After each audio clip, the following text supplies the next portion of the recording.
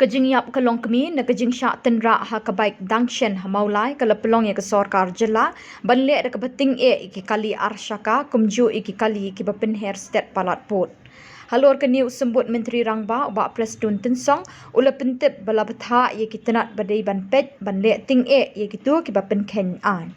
Unfortunate. I think I have seen this tragic incidents happen almost every day. So the instruction has been given to DGP, and DGP has done it to downward.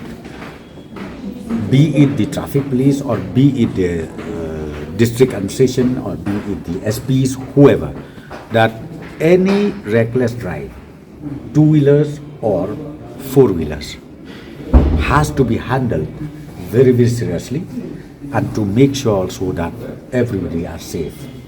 Because right now, see, like those silencer, which they fitted, the sound of the silencer itself is just like a blast. So what happened?